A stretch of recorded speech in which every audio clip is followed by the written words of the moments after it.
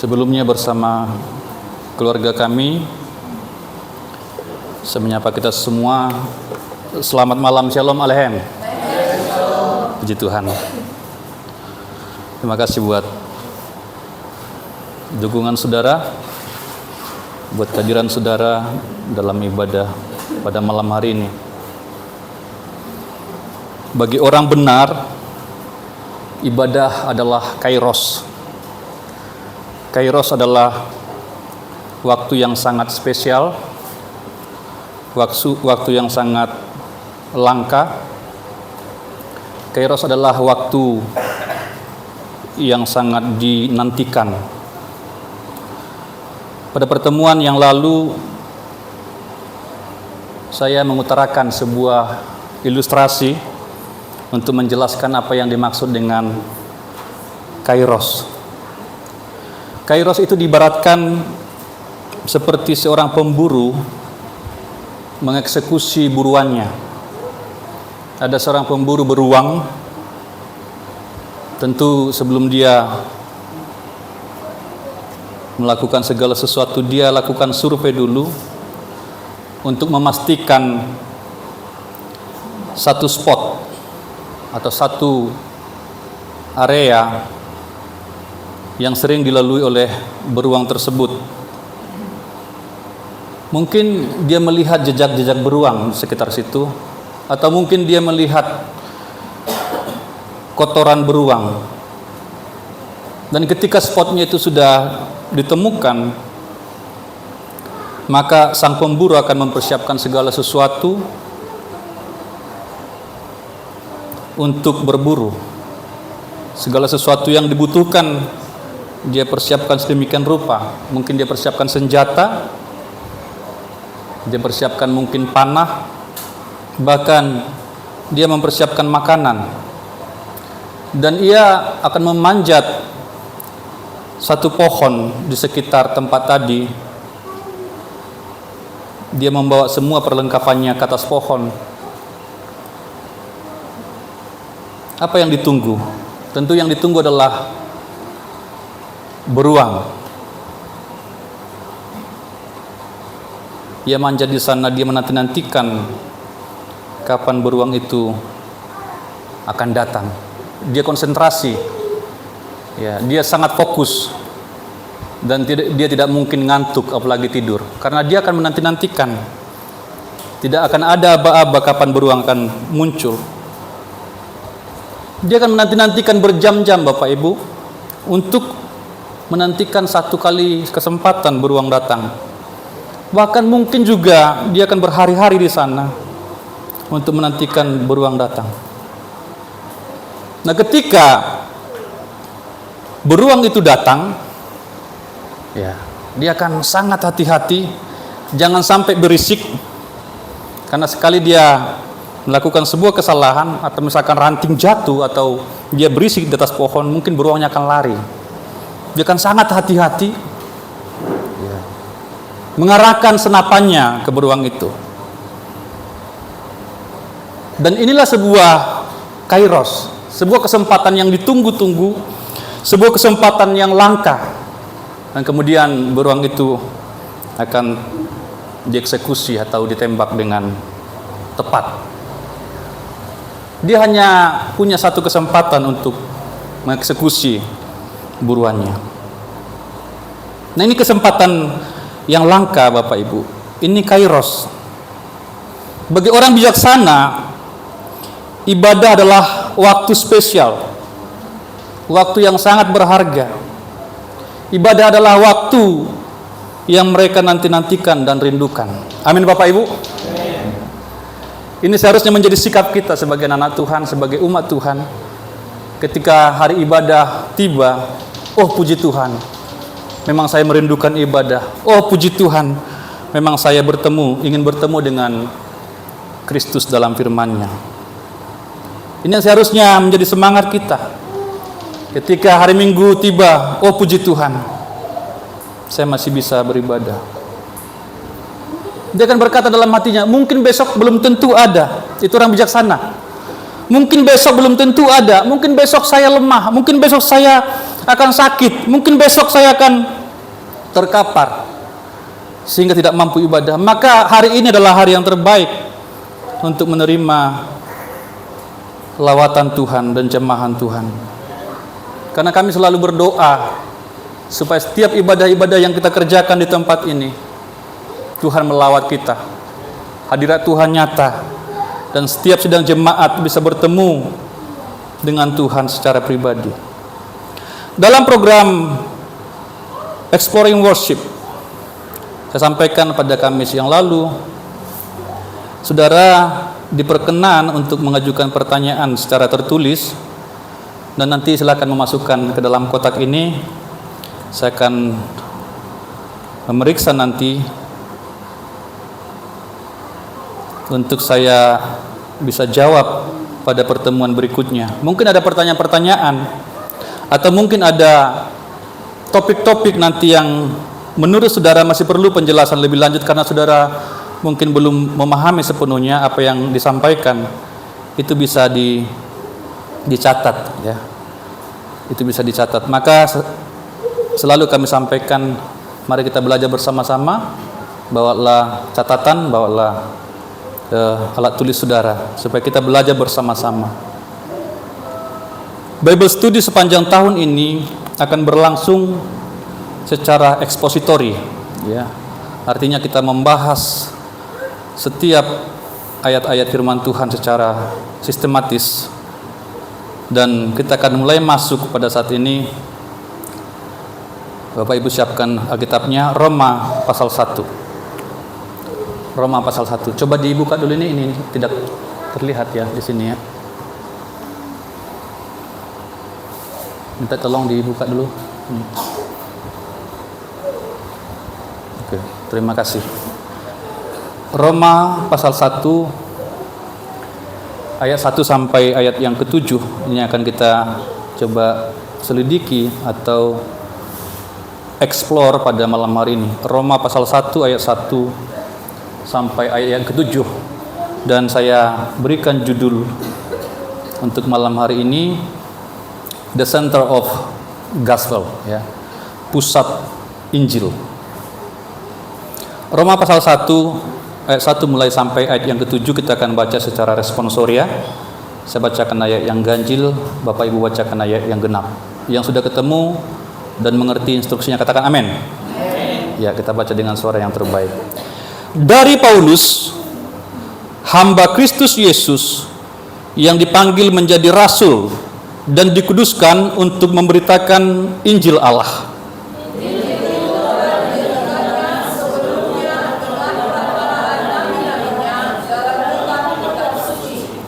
Tentang anaknya yang menurut daging diperanakkan dari keturunan Daud, dan menurut Roh kekudusan dinyatakan oleh kebangkitannya dari antara orang mati, bahwa Dia adalah Anak Allah yang berkuasa, Yesus Kristus Tuhan kita. Dengan perantaraannya kami menerima kasih karunia dan jabatan rasul untuk menuntun semua bangsa supaya mereka percaya dan taat kepada namanya. Kamu juga termasuk di antara mereka, kamu yang telah dipanggil menjadi milik Kristus. Kepada kamu sekalian yang tinggal di Roma, yang dikasihi Allah, yang dipanggil dan dijadikan orang-orang kudus, kasih karunia menyertai kamu, dan damai sejahtera dari Allah, Bapa kita, dan dari Tuhan Yesus Kristus. Terima kasih buat bantuan saudara dalam pembacaan firman Tuhan. Kita akan belajar beberapa poin yang saya temukan dari satu perikop ini. Pertama, berbicara tentang profil Paulus. Ya. Profil Paulus. Itu yang dikatakan pertama dari Paulus, ya. Jadi Paulus ini adalah penulis dari surat Roma. Meskipun nanti kalau kita perhatikan nanti pada pasal-pasal terakhir sebenarnya ada seorang juru tulisnya, tapi kemungkinan juru tulisnya ini didikte oleh Paulus. Itu biasa pada zaman itu ada semacam juru tulis namanya Tertius. Tapi kita mengenal dan kita melihat dalam ayat pertama atau bagian pertama dikatakan dari Paulus. Jadi Paulus adalah penulis surat Roma. Dan ini adalah kebiasaan Paulus. Di semua surat-suratnya selalu dimulai dengan dari Paulus, hamba Kristus Yesus. Dari Paulus, Rasul Yesus Kristus. Arti nama Paulus, Bapak Ibu, yang saya selidiki, artinya adalah small or little, ya. Arti nama Paulus adalah kecil atau sedikit. Jadi dia pengertian namanya itu kecil atau sedikit. Namun kalau kita perhatikan, ada sesuatu yang kontras, Bapak Ibu. Arti namanya kecil atau sedikit, namun Paulus ini adalah rasul yang luar biasa, ya. Rasul yang sangat terkenal atau bahkan paling terkenal, rasul yang paling besar. Arti namanya kecil, tapi dia dipakai oleh Tuhan secara luar biasa. Dia rasul yang paling besar, dia rasul yang paling terkenal. Meskipun sebenarnya Paulus ini bukan salah satu dari 12 rasul pilihan Yesus. Karena Paulus ini rasul yang terkemudian. Setelah Yesus terangkat ke sorga, baru Yesus sendiri memanggil Paulus ini. Kita akan melihat nanti bagaimana panggilan Paulus. Kemudian kita melihat, saya sampaikan minggu lalu atau Kamis yang lalu, bahwa Paulus ini menuliskan, ya, 13 surat. Kalau saudara ikut yakin bahwa Ibrani juga surat tulisan Paulus, maka ada 14 surat yang ditulis oleh Paulus. Berarti setengah dari perjanjian baru, ya, setengah dari perjanjian baru, bahkan lebih dari setengah, ya, ditulis oleh Rasul Paulus. Luar biasa, luar biasa. Dan kita melihat juga, kalau saudara baca kisah para rasul, Paulus ini mendirikan begitu banyak gereja, merintis begitu banyak jemaat. Ada banyak jemaat yang dirintis atau didirikan oleh Paulus. Tuhan pakai dia luar biasa. Padahal namanya artinya apa? Kecil atau sedikit, ya. Tapi Tuhan pakai dia luar biasa. Mengapa? Ya, kita akan melihat nanti. Karena memang dia menempatkan diri secara tepat di hadapan Tuhan. Ya. Ini penting, saudara. Kita harus menempatkan diri kita dengan tepat di dalam tangan Tuhan, supaya Tuhan memakai kita secara dahsyat luar biasa. Amin. Dia tidak neko-neko. Ketika dia dipanggil, dia tidak pernah beralih dari panggilan itu. Ya. Ini Paulus, ya, mendirikan banyak gereja.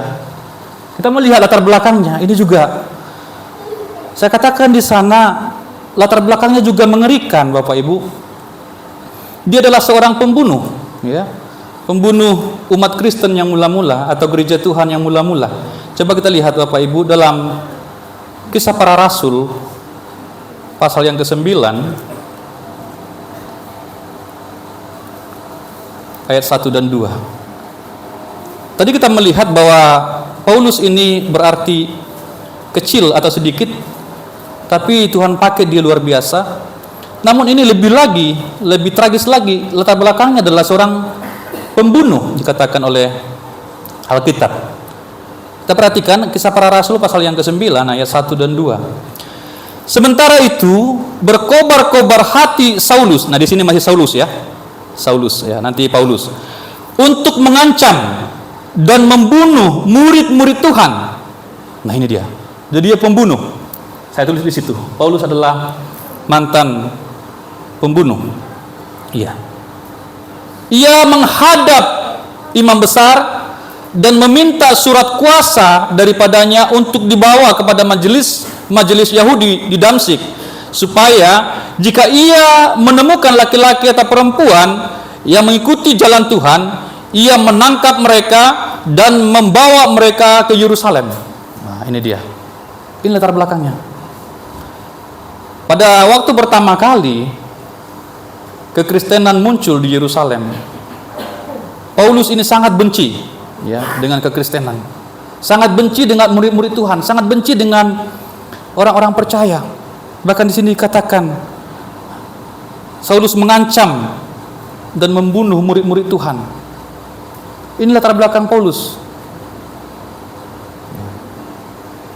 Jadi di sini kita melihat Bapak Ibu, seburuk apapun latar belakang seseorang, seburuk apapun masa lalu seseorang, tetap Tuhan bisa pakai. Amin. Amin. Ya.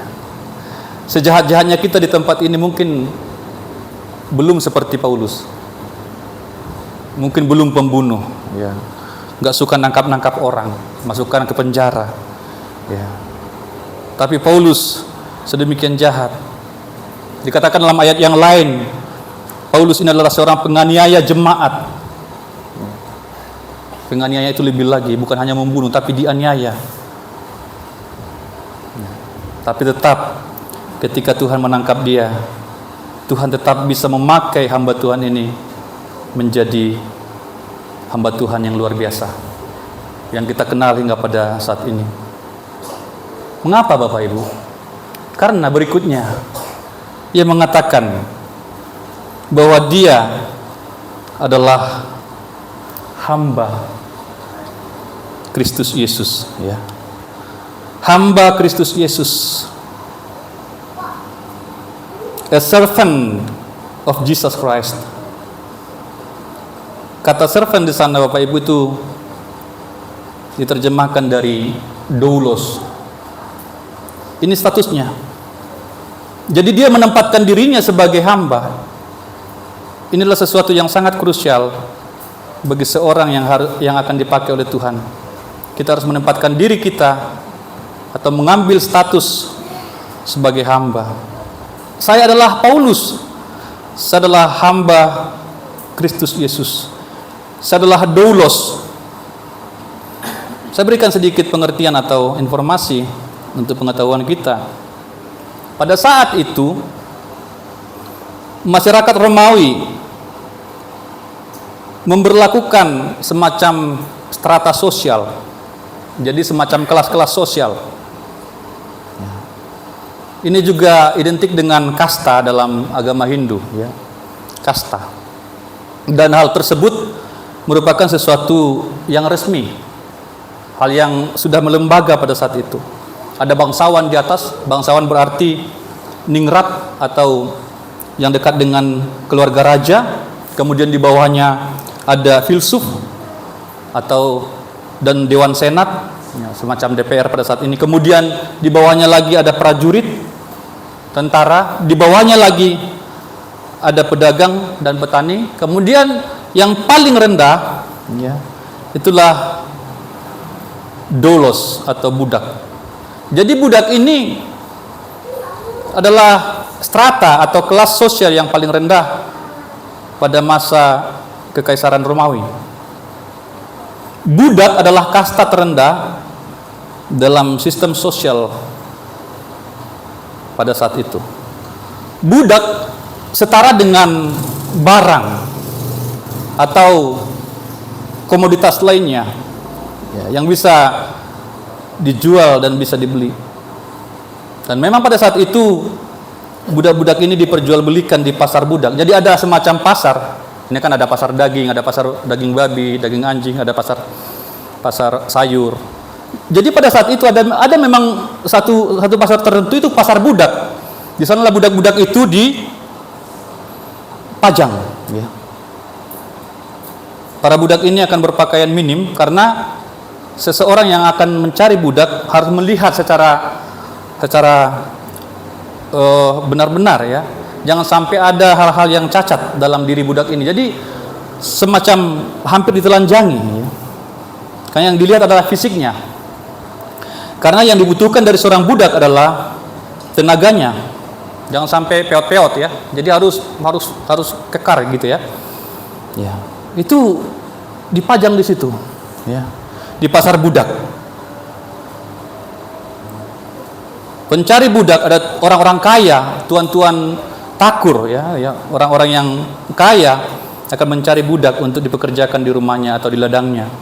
Dia akan melihat dari ujung kepala sampai ujung kaki, dia akan melihat, dia akan mutar-mutar, melihat dari belakang juga. Memperhatikan setiap bagian tubuh dari budak ini, apakah memang budak ini adalah seorang yang bisa bekerja. Budak tidak boleh tampak lemah, apalagi penyakitan. Ya. Karena satu-satunya yang diharapkan dari seorang budak adalah tenaganya. Kalau dia lemah, loyo, ya, lemas, apalagi sakit, nggak dipakai, nggak akan dibeli. Maka seorang budak atau doulos ini harus kuat, harus kekar, dan harus fit. Bahkan pada saat ini juga Bapak Ibu, ketika seseorang mau mencari pekerjaan, penting juga kesehatan. Itu nanti akan dites ya, apakah calon karyawan ini sehat. Ada tes kesehatan. Tapi pada saat itu memang secara fisik dilihat. Ya. Karena tidak mungkin seorang pengusaha yang mencari karyawan yang penyakitan. Sama halnya dengan kondisi pada saat itu. Jadi budak ini harus memang terlihat kekar dan kuat dan siap bekerja. Ini budak. Dikatakan itu a slave ya, budak. Kemudian ada lagi pengertiannya man of servile condition. Doulos berarti seorang yang dikondisikan sebagai budak belian. Dan lebih lagi Bapak Ibu, pada saat itu bagi seorang budak ya, hal yang paling prestisius dari budak adalah ketika ia dimiliki atau ketika ia dibeli. Kan dia dipasarkan di sana ya, dipajang di sana. Jadi yang ditunggu-tunggu oleh seorang budak ini adalah kapan saya dibeli, kapan saya dimiliki oleh seseorang. Jadi ketika dia dibeli itu sesuatu kebanggaan bagi dia. Bagi seorang budak ini, ketika ada orang yang membeli dia, maka itu merupakan kebanggaan bagi budak ini. Oh, ternyata sekarang saya sudah memiliki tuan. Sekarang saya sudah memiliki bos, gitu ya. Pengertian lain-lain lagi, ya, dikatakan one who gives himself up to another's will, whose service is used by Christ in extending and advancing his cause among men. Seorang yang menyerahkan dirinya pada kehendak orang lain yang pelayanannya digunakan. Dalam hal ini digunakan oleh Kristus. Ya. Karena dia mengatakan bahwa saya adalah doulos dari Kristus Yesus. Jadi ia digunakan oleh Kristus dalam memperluas dan memajukan tujuannya di antara manusia. Jadi dia menempatkan dirinya sebagai budak. Satu pengertian lagi dari budak adalah devoted to another, to disregard of one's own interest. Artinya, doulos ini adalah seorang yang berbakti kepada orang lain dan mengabaikan kepentingan diri sendiri. Jadi budak pada saat itu Bapak Ibu tidak punya kehendak, tidak punya kepentingan, tidak memikirkan kepentingannya. Perhatikan Bapak Ibu, ya saya simpulkan dari pengertian-pengertian yang tadi, doulos itu atau budak itu tidak punya hak. Seluruh hidupnya adalah milik tuannya. Doulos atau hamba itu tidak punya kepentingan, karena semua urusannya adalah kepentingan tuannya. Dia hanya mengurus kepentingan tuannya. Doulos juga tidak punya keinginan, karena semua yang dikerjakannya adalah kehendak dari tuannya. Jadi doulos ini seperti barang saja ya pada saat itu. Dia tidak punya hak, dia tidak punya kepentingan,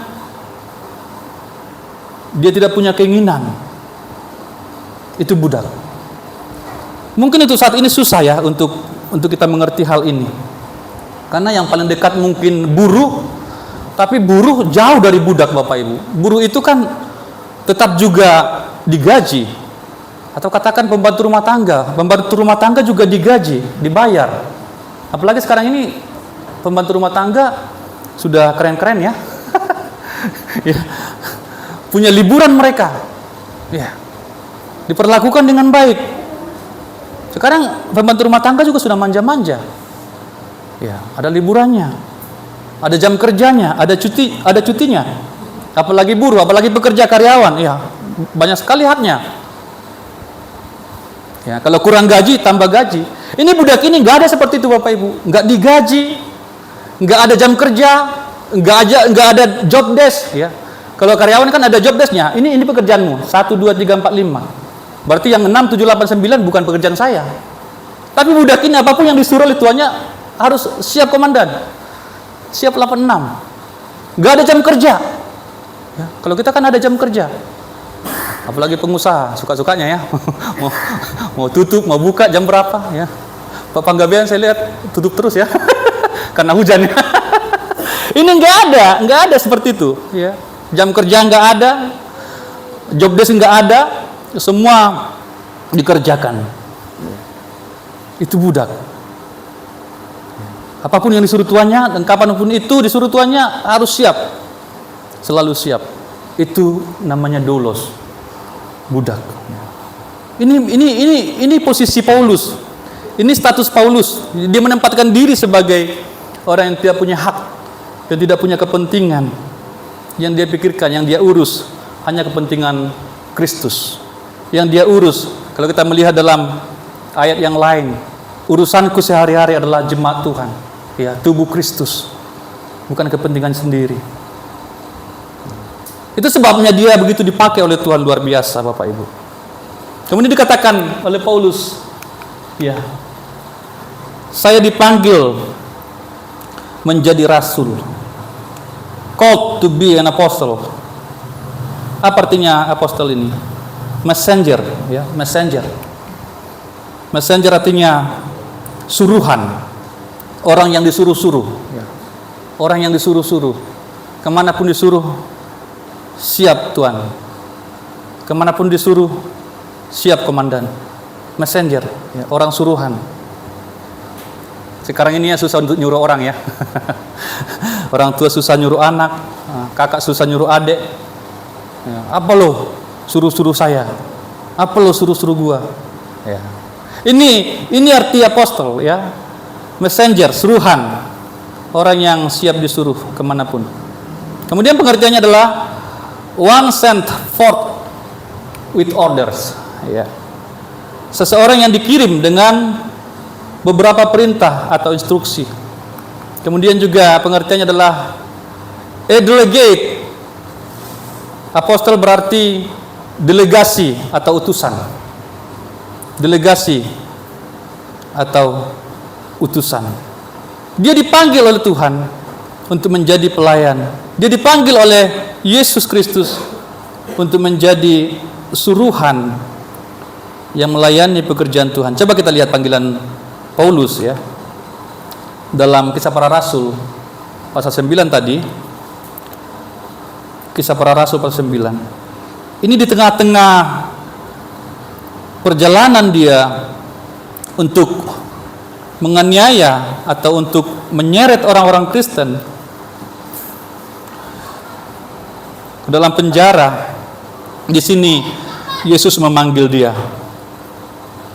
Kisah Para Rasul pasal yang 9 ayat 3 sampai ayat yang ke-16. Dikatakan di sana, dalam perjalanannya ke Damsyik, ketika ia sudah dekat kota itu, tiba-tiba cahaya memancar dari langit mengelilingi dia. Ia rebah ke tanah, Paulus rebah ke tanah, dan kedengaranlah olehnya suatu suara yang berkata kepadanya, Saulus, Saulus, mengapakah engkau menganiaya aku? Ini Yesus ya, yang berteriak, yang berkata kepada Paulus pada saat itu. Jawab Saulus, siapakah engkau, Tuhan? Katanya, akulah Yesus yang kau aniaya itu. Pada saat itu yang dianiaya adalah umat Tuhan. Pada saat itu yang dianiaya adalah orang-orang Kristen. Tetapi Yesus mengatakan, akulah yang engkau aniaya itu. Akulah Yesus yang kau aniaya itu. Jadi Bapak Ibu, ketika kita masuk dalam suatu penderitaan sebagai umat Tuhan, atau bahkan ketika mungkin ada suatu kejadian orang-orang memperlakukan kita dengan tidak sepatutnya, maka mereka sebenarnya sedang berhadapan dengan Yesus. Amin. Jangan takut Bapak Ibu. Ya. Yesus melihat itu ketika kita misalkan karena kebenaran, ya, orang menganiaya kita. Karena kita melakukan firman Tuhan, orang menganiaya kita, orang menghujat kita. Dia sedang melakukan kepada Yesus. Dia sedang berurusan dengan Yesus. Ini yang terjadi di sini Bapak Ibu. Paulus sedang menganiaya umat Tuhan, tetapi Yesus mengatakan, kau sedang menganiaya aku. Mengapa demikian? Karena orang-orang beriman, orang-orang percaya adalah tubuhnya sendiri. Ya. Jadi jangan pernah berpikir ketika kita mendapat sebuah hal-hal yang tidak enak, ya, dalam mengikut Tuhan, dalam mengiring Tuhan, apalagi perlakuan dari manusia mungkin memfitnah kita. Jangan pernah berpikir Tuhan meninggalkan kita. Ya. Tuhan sedang melihat dan Tuhan sedang merasakan penderitaan itu bersama dengan kita. Amin Bapak Ibu. Ya. Jangan ragu. Tuhan sedang merasakan itu. Engkau telah menganiaya aku, kata Yesus. Tetapi bangunlah, ini ya, ayat 6. Tetapi bangunlah dan pergilah ke dalam kota. Di sana akan dikatakan kepadamu apa yang harus kau perbuat. Ayat 7. Maka termangu-mangulah teman-temannya seperjalanan, karena mereka memang mendengar suara itu, tetapi tidak melihat seorang juga pun. Saulus bangun dan berdiri, lalu membuka matanya, tetapi ia tidak dapat melihat apa-apa. Mereka harus menuntun dia masuk ke Damsyik. Ayat 9. 3 hari lamanya ia tidak dapat melihat, dan 3 hari lamanya ia tidak makan dan minum. Di Damsyik ada seorang murid Tuhan bernama Ananias. Firman Tuhan kepadanya dalam suatu penglihatan. Ananias, jawabnya, ini aku Tuhan. 11. Firman Tuhan, mari pergilah ke jalan yang bernama jalan lurus, dan carilah di rumah Yudas seorang dari Tarsus yang bernama Saulus. Ia sekarang berdoa, dan dalam satu penglihatan ia melihat bahwa seorang yang bernama Ananias masuk ke dalam dan menumpangkan tangannya ke atasnya supaya ia dapat melihat lagi. Jawab Ananias, Tuhan, dari banyak orang telah kudengar tentang orang itu, betapa banyaknya kejahatan yang dilakukannya terhadap orang-orang kudus-Mu di Yerusalem. Dan ia datang kemari dengan kuasa penuh dari imam-imam kepala untuk menangkap semua orang yang memanggil namamu. Jadi Ananias pun mengetahui tentang Paulus ini yang begitu ganas, dan bahkan pada saat itu pun sedang dalam perjalanan, ya, dalam kuasa penuh untuk menganiaya orang-orang kudus di Yerusalem.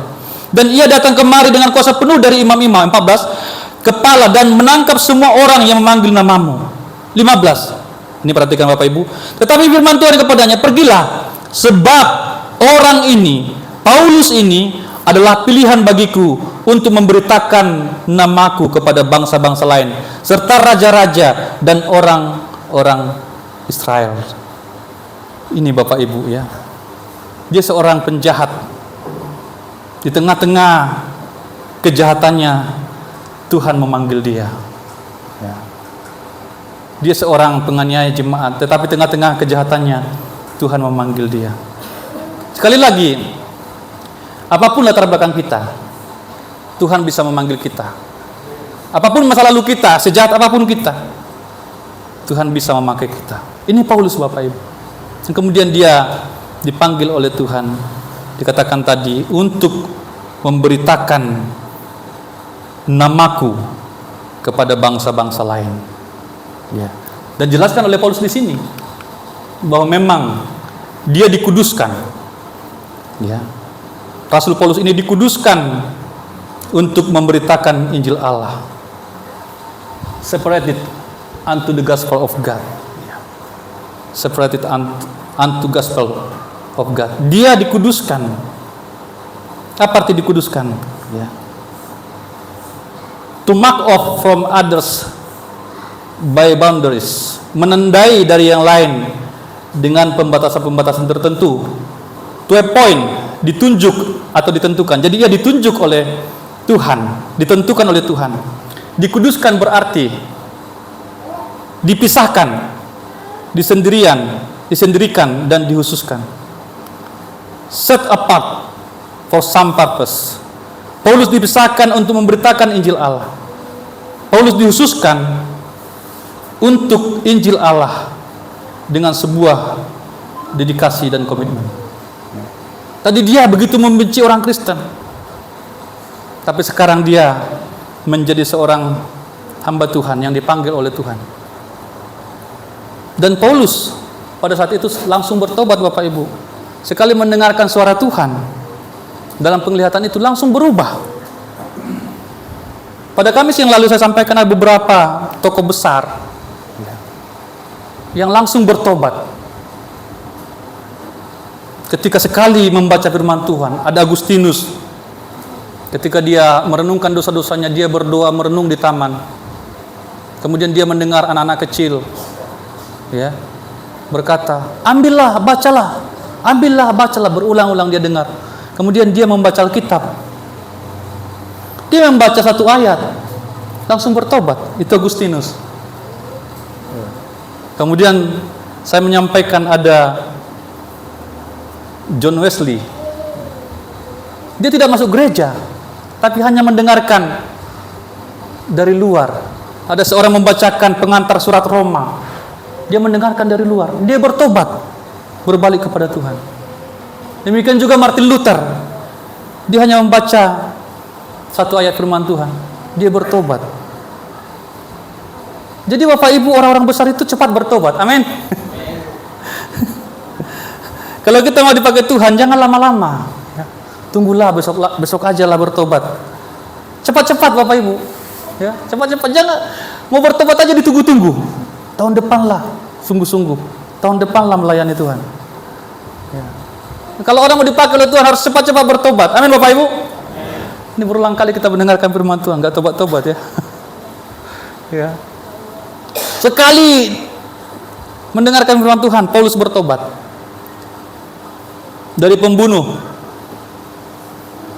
ya, menjadi pemberita Injil. Ini Paulus. Dari tadi dia ada komitmen, ya, untuk membunuh orang-orang Kristen. Sekarang dia komitmen memberikan dedikasinya bagi Injil Allah. Ini profil Paulus. Ada banyak hal yang dapat kita katakan tentang Paulus ini, tapi saya tutup di sini ya, karena waktu. Kemudian yang kita dapat lihat dalam perikop tadi yang kita baca adalah pusat Injil, ya, yaitu ayat 2 sampai 4. Pada saat ini Bapak Ibu, ada banyak hamba-hamba Tuhan atau ada banyak pengkhotbah-pengkhotbah yang menyampaikan Injil-Injil yang lain, bermacam-macam Injil. Tetapi Injil yang sebenarnya adalah tentang Yesus Kristus. Jadi kalau Bapak Ibu mendengarkan ada namanya Injil tapi tidak berbicara tentang Yesus Kristus, itu bukan Injil yang benar. Amin Bapak Ibu? Iya. Ada tentang kekayaan, ada tentang macam-macam pokoknya ya, kesehatan, kemakmuran, Injil katanya. Tapi tidak berbicara lagi tentang Yesus Kristus. Itu bukan Injil yang benar.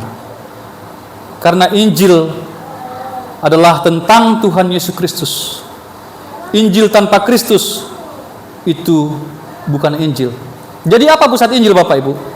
Apa the center of gospel? The center of gospel adalah Yesus Kristus. Pusat Injil adalah Yesus Kristus. Dan dikatakan dalam firman Tuhan yang kita baca tadi, bahwa Kristus ini telah diberitakan oleh nabi-nabi di dalam perjanjian lama.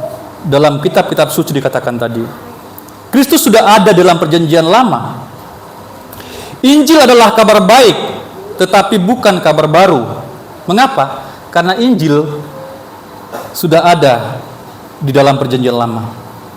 Injil sudah dinubuatkan di dalam perjanjian lama. Dalam Kejadian 3 ayat 15, saya sudah sering sampaikan ini. Ini merupakan Injil yang mula-mula, ya. Proto Evangelion, Kejadian 3 ayat 15. Setelah manusia jatuh, cepat-cepat, ya, Allah menyampaikan nubuat ini? Ya. Atau kita baca ya. Ini penting sekali. Kejadian pasal 3 ayat 15. Ini setelah kejatuhan manusia ke dalam dosa. Aku akan mengadakan permusuhan antara engkau dan perempuan ini, antara keturunanmu dan keturunannya. Keturunannya akan meremukkan kepalamu, dan engkau akan meremukkan tumitnya. Itu menunjuk kepada Yesus Kristus yang digenapkan di kayu salib. Engkau akan meremukkan tumitnya. Ular itu akan meremukkan tumit. Tetapi Yesus Kristus meremukkan kepala ular itu. Maka seringkali kami sampaikan dari mimbar ini bahwa sebenarnya ular itu atau iblis itu adalah musuh yang sudah kalah. Amin Bapak Ibu? Karena sudah diremukkan kepalanya oleh Yesus Kristus. Ini Injil. Kemudian kita melihat dalam Lukas pasal 24, ya. Lukas pasal 24 ayat 27.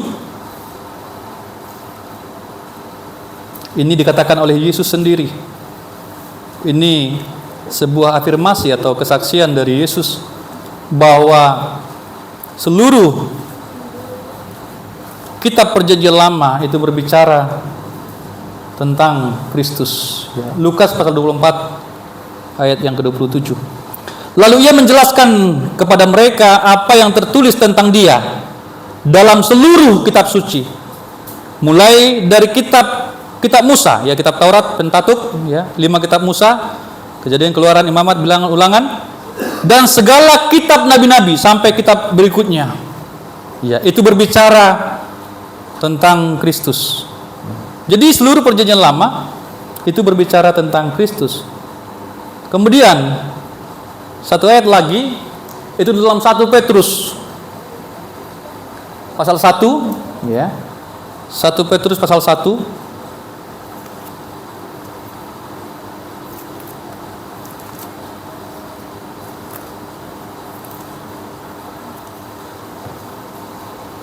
ayat 10 sampai 12.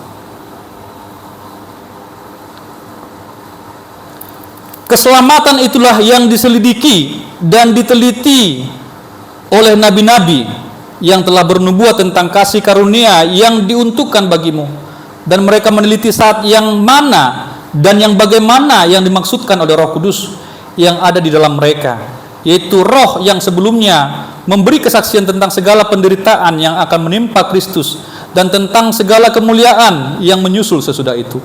12. Kepada mereka telah dinyatakan bahwa mereka bukan melayani diri mereka sendiri, tetapi melayani kamu dengan segala sesuatu yang telah diberitakan sekarang kepada kamu dengan perantaraan mereka, yang oleh Roh Kudus yang diutus dari surga menyampaikan berita Injil kepada kamu, yaitu hal-hal yang ingin diketahui oleh malaikat-malaikat. Jadi saya sampaikan, saya tulis di sini, keselamatan ini telah diselidiki oleh para nabi. Nabi tentu di dalam perjanjian lama. Nabi-nabi yang menulis kitab-kitab perjanjian lama. Jadi Kristus ini sudah ada Bapak Ibu di dalam perjanjian lama. Injil sudah ada di dalam perjanjian lama. Injil itu adalah berita tentang Kristus. Injil adalah berita tentang Yesus Kristus, dan itu sudah ada dalam perjanjian lama. Kemudian kita melihat bahwa Kristus juga di dalam perjanjian baru. Ini jelas, ya. Ini yang digenapkan, ya. Perjanjian lama adalah nubuat tentang Kristus, dan perjanjian baru adalah penggenapan tentang nubuat tadi. Kristus dalam perjanjian baru. Ini dapat kita lihat Bapak Ibu dalam ayat yang ketiga. Ada hal yang perlu kita camkan di sini, ya. Ini merupakan doktrin penting. Pertama, yang dinyatakan dalam ayat ketiga, yaitu Yesus sebagai anak manusia. Ya. Yesus sebagai anak manusia. Tentang anaknya, ayat 3 ya, saya bacakan Roma pasal 1, kita kembali ke Roma, bacaan kita. Tentang anaknya yang menurut daging diperanakan dari keturunan Daud. Ini dia, ya. Ini menyatakan bahwa Yesus Kristus adalah anak manusia dari keturunan Daud, dari suku Yehuda.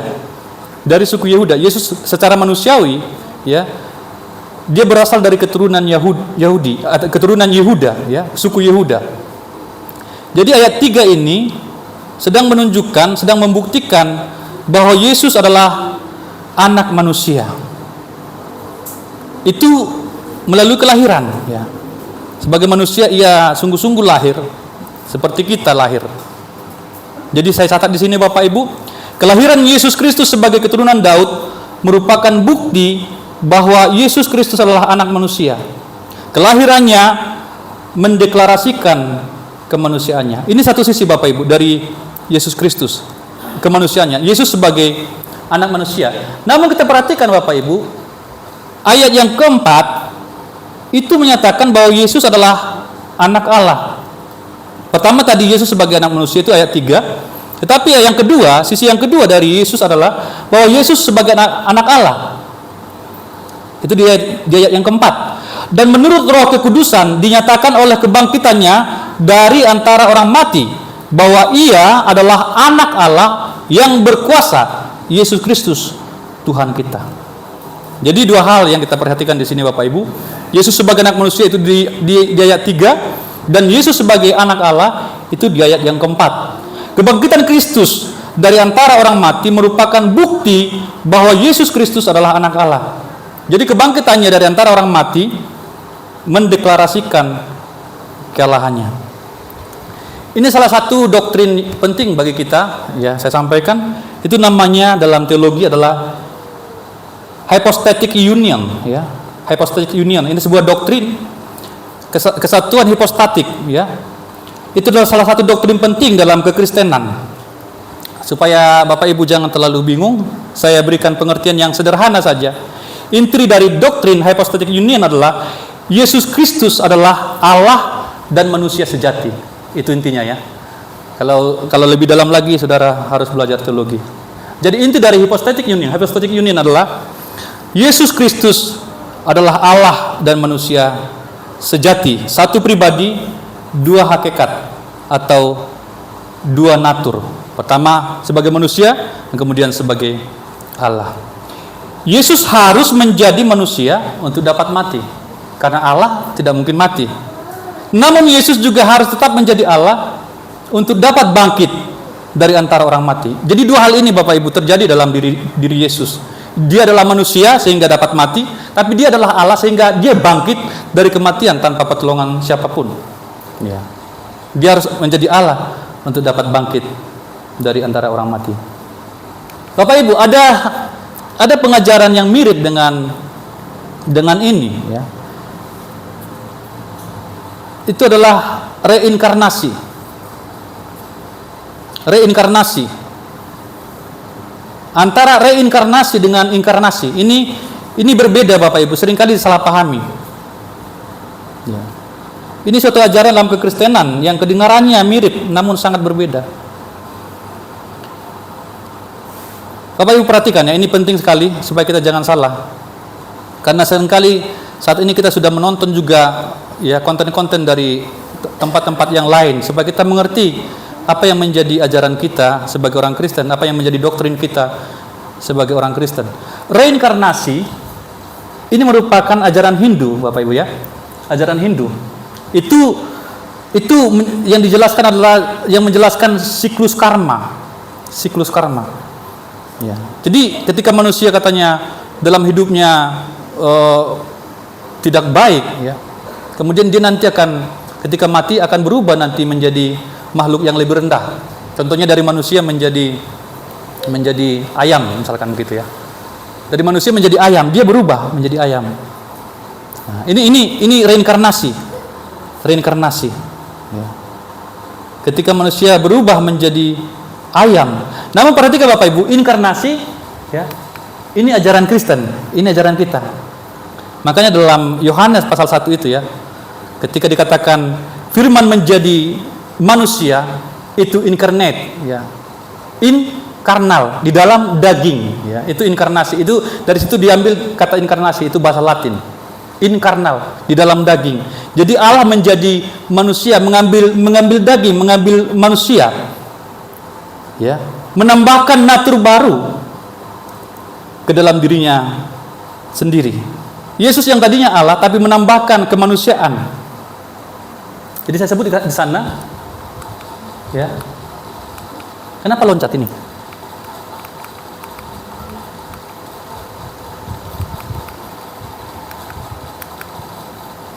Ajaran Kristen, contohnya Yesus.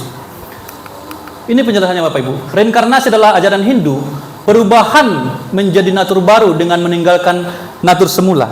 Sampaikan tadi sebuah contoh, misalkan manusia menjadi ayam, ya, ini contohnya ya. Dia tidak lagi manusia karena dia sudah berubah menjadi ayam. Jadi yang tadinya manusia itu sudah berubah menjadi ayam, dia tidak lagi manusia, itu berubah. Itu namanya reinkarnasi. Tetapi inkarnasi itu artinya adalah menambahkan natur baru tanpa meninggalkan natur semula. Ini yang terjadi pada Yesus. Ketika Yesus berinkarnasi atau menjadi manusia, ia menambahkan kepada kelahannya itu kemanusiaan. Jadi kemanusiaannya itu ditambahkan kepada kelahannya. Dia mengambil rupa manusia. Tetapi di sini berbeda Bapak Ibu. Dia tidak meninggalkan kelahannya. Ketika Yesus menjadi manusia, dia tetap Allah. Mengerti gak kira-kira Bapak Ibu ya? Tadi kan ketika manusia menjadi ayam itu ajaran Hindu ya. Ketika manusia menjadi ayam, dia tidak manusia lagi karena dia sudah ayam. Tetapi ketika Allah menjadi manusia dalam pribadi Yesus, Yesus itu tetap Allah karena dia tidak meninggalkan natur kelahannya. Itu bedanya ya. Itu bedanya. Jadi ketika Yesus mengambil rupa manusia, dia tetap Allah. Itu makanya pengertian dari hypostatic union tadi adalah Yesus Kristus adalah Allah dan manusia sejati. Satu pribadi namun dua natur. Itu makanya mengapa kita lihat dalam Injil ya, seringkali dia berubah-ubah ya, menunjukkan kelahannya, seringkali tempat lain dia menunjukkan kemanusiaannya. Ketika dia misalkan berjalan di atas air, dia sedang menunjukkan bahwa dia adalah Allah. Ketika dia menghentikan angin badai di tengah-tengah danau itu, dia menunjukkan kelahannya. Ketika dia mengatakan kepada Nathanael, ya, engkau adalah Israel sejati, dia sedang menunjukkan kelahannya. Ketika dia mengampuni dosa, dia sedang menunjukkan kelahannya. Tetapi ketika dia lapar dan haus, dia sedang menunjukkan kemanusiaannya. Itu berbolak-balik kita lihat dalam kitab Injil. Dia menunjukkan kelahannya, di tempat lain dia menunjukkan kemanusiaannya. Ketika dia berkata bahwa tidak ada seorang pun yang tahu kedatangan anak manusia, dia sedang menunjukkan kemanusiaannya. Karena kalau dia maha tahu, maka dia harusnya tahu. Tapi ketika dia menunjukkan kemanusiaannya, hanya Bapa yang tahu. Dalam Filipi juga dikatakan dia mengosongkan dirinya ketika dia menjadi manusia. Artinya dia membatasi kelahannya. Tapi bukan berarti bukan Allah lagi, tapi dia membatasi kelahannya. Ini doktrin yang penting untuk kita ketahui bersama-sama. Nah, untuk hal seperti ini kalau misalkan Bapak Ibu kurang jelas, bisa ditanyakan supaya saya bahas minggu depan lagi ya. Kemudian kita melihat dalam bacaan kita tadi domain misi Paulus, itu ayat yang kelima. Domain misi Paulus. Di ayat kelima dikatakan, dengan perantaraannya kami menerima kasih karunia dan jabatan rasul untuk menuntun semua bangsa supaya mereka percaya dan taat kepada namanya. Ini pekerjaan, ini daerah pelayanan Paulus, daerah misi Paulus. Among all the Gentiles. Jadi Paulus adalah rasul bagi bangsa kafir. Paulus adalah rasul bagi bangsa kafir, bagi bangsa yang bukan Yahudi. Ini kita bisa lihat Bapak Ibu ya. Dalam Galatia. Ya, dalam Galatia pasal 2 ayat 7 sampai 8. Ini dikontraskan dengan kerasulan Petrus ya. Jadi Paulus ini adalah rasul untuk bangsa kafir atau Gentiles, bangsa-bangsa lain. Sementara Petrus adalah rasul bagi bangsa Yahudi. Jadi mereka berbagi tugas Bapak Ibu. Galatia pasal 2 ayat 7 sampai 8. Galatia pasal 2 ayat 7 sampai 8 saya bacakan. Tetapi sebaliknya, setelah mereka melihat bahwa kepadaku telah dipercayakan pemberitaan Injil untuk orang-orang tak bersunat. Jadi ini Bapak Ibu ya, ada beberapa istilah yang sama. Orang tak bersunat, orang tak bersunat, orang kafir, non Yahudi, itu hal yang sama. Itu istilah-istilah yang berbeda, tapi untuk menunjuk pada hal yang sama ya. Orang yang tidak bersunat, sama seperti kepada Petrus untuk orang-orang bersunat. Jadi Paulus ini adalah rasul untuk orang-orang yang tidak bersunat, itu Gentiles tadi ya, Gentiles atau orang bangsa kafir ya. Kemudian Petrus dikatakan untuk orang-orang bersunat, karena ia telah memberikan kekuatan kepada Petrus untuk menjadi rasul, ini ayat 8, untuk menjadi rasul bagi orang-orang bersunat, bagi orang Yahudi, bagi orang Israel. Ia juga yang memberikan kekuatan kepadaku untuk orang-orang tidak bersunat. Jadi di sini kita melihat bagaimana pembagian tugas antara dua rasul ini, rasul besar ini ya. Jadi Petrus menjadi rasul untuk bangsa Yahudi, untuk orang-orang bersunat, sementara Paulus menjadi rasul untuk orang-orang yang tidak bersunat atau non Yahudi, non Israel. Ya. Jadi memang walaupun saya sampaikan pada Kamis yang lalu, walaupun jemaat Roma ini bukan jemaat yang didirikan oleh Paulus, karena tugas ini, tugas kerasulan yang diberikan oleh Yesus Kristus kepadanya, maka dia juga punya otoritas untuk memberikan firman Tuhan atau menyampaikan firman Tuhan bagi Roma, karena Roma adalah non Yahudi. Roma berada dalam kategori non Yahudi. Itu sebabnya dalam ayat yang ke-6 dikatakan ya, kamu juga termasuk di antara mereka. Jadi orang Roma atau jemaat Roma ini termasuk pada orang-orang yang tidak bersunat tadi. Maka Rasul Paulus juga memiliki firman Tuhan bagi mereka, karena Rasul Paulus ini adalah rasul bagi bangsa-bangsa yang tidak bersunat atau non Yahudi. Jabatan rasul untuk menuntun semua bangsa supaya mereka percaya dan taat kepada kepentingan nama Yesus. Beban dan tujuan jabatan rasul yang dipercayakan kepada Paulus adalah penginjilan sedunia. Jadi penginjilan sedunia. Jadi domainnya itu luar biasa ya. Sementara Paulus hanya kaliber lokal saja, tapi Rasul Paulus ini adalah rasul internasional. Luar biasa. Kita melihat tadi latar belakangnya yang luar biasa jahat, tapi Tuhan bawa dia menjadi rasul untuk bangsa-bangsa yang lain. Jadi goal Paulus, kita melihat dalam ayat ini, goal Paulus adalah supaya semua bangsa percaya dan taat kepada Yesus Kristus.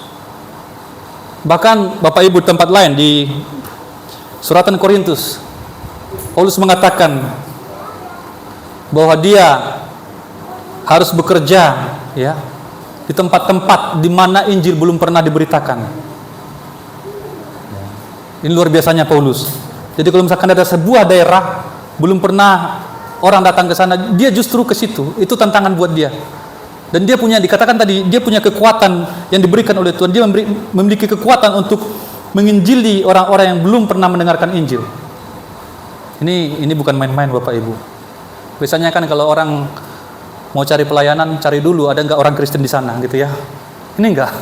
Dia justru cari di mana yang belum ada orang Kristen. Di mana daerah yang belum pernah mendengarkan Kristus. Dia ke sana Bapak Ibu. Ini kekuatan yang luar biasa, ini karunia yang luar biasa yang Tuhan berikan kepadanya. Kemudian yang terakhir,